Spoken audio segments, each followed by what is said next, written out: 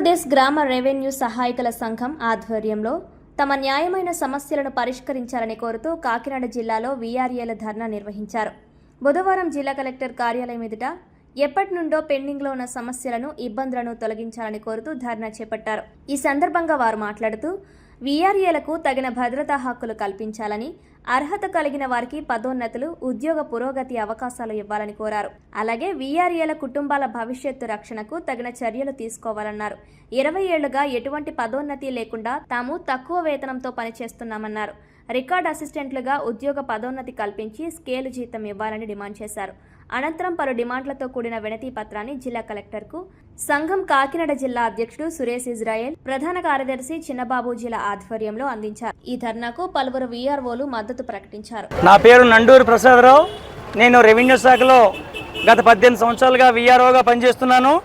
మరి నా కుటుంబ సభ్యులైనటువంటి రాష్ట్ర వ్యాప్తంగా ఆంధ్రప్రదేశ్ రాష్ట్ర వ్యాప్తంగా మా కుటుంబ సభ్యులు అంటే సోదర భావంకి మించి ఒక తండ్రి, ఒక తాత, ఒక చిన్నాన్న స్థాయిలో పనిచేస్తున్న మా వీఆర్ఏ సోదరులకి మరి రాష్ట్రంలో ఏ ప్రభుత్వ ఉద్యోగి కూడా ఇన్ని సంవత్సరాలు ఒకే విధి నిర్వహణలో ఉద్యోగం చేయకుండా ఏకదాటిగా, అది కూడా 24 గంటలు 365 రోజులు 7 రోజులు నిర్విరామంగా కృషి చేస్తూ అన్ని శాఖలకు సహాయంగా ఉంటున్న ఈ గ్రామ రెవెన్యూ అసిస్టెంట్కు తక్షణమే న్యాయం చేయాలనే ఉద్దేశంతో మరి కాకినాడ జిల్లా అధ్యక్షులు సురేష్ ఇజ్రాయెల్ గారు, అదేవిధంగా ప్రధాన కార్యదర్శి చిన్నబాబూజీ గారికి ధన్యవాదాలు తెలియజేసుకుంటూ, ఇది ఎప్పుడో జరగవలసిన ఉద్యమం అయితే కాలక్రమేణా కనుమరుగవుతున్న వ్యవస్థని బలోపేతం చేసింది మన వీఆర్ఏ సోదరులు.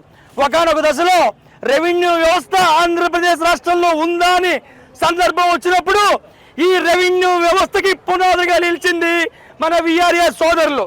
ఈ రోజు మేము గ్రామ స్థాయిలో, మండల స్థాయిలో ఒక తహసీల్దార్ సీట్లో కూర్చున్నా, అదేవిధంగా ఒక ఆర్ఏ ఉద్యోగం చేసిన, ఒక ఎండిఓ స్థాయిలో, అంతెందుకు ఒక గ్రామంలో గ్రామ సచివాలయ వ్యవస్థకి పునాది గ్రామ రెవెన్యూ సహాయకులను చెప్పడానికి మేమెంతో సంతోషపెడుతున్నాం. కాబట్టి తక్షణమే వీళ్ళు అడిగిందేం గొంతెమ్మ కొరకులు కాదు, విమానం టికెట్లు కాదు, పాస్పోర్ట్ కాదు, వీసా కాదు.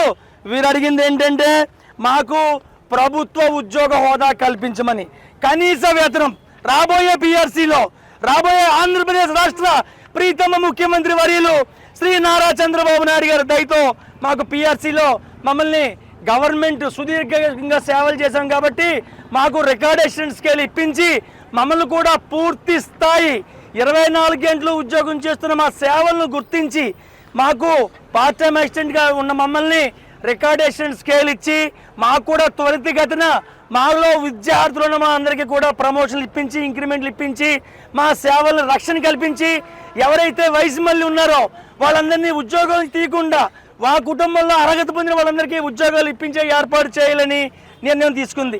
అదేవిధంగా శాలరీ కూడా పెంచమని, రికార్డ్ అసిస్టెంట్ స్కేల్ రాబోయే రోజుల్లో సచివాలయ ఉద్యోగస్తులు వాళ్ళు వచ్చి 6 సంవత్సరాలు 7 సంవత్సరాలు పూర్తవలేదు, వాళ్ళు రేపొద్దున జూనియర్ అసిస్టెంట్గా కూడా చలామణి అవకాశం ఉంది. మరి 20 సంవత్సరాలు 30 సంవత్సరాలు ఒకే డిపార్ట్మెంట్లో, ఒకే శాఖలో ఎలక్షన్ కావాలంటే వీఆర్ఓ,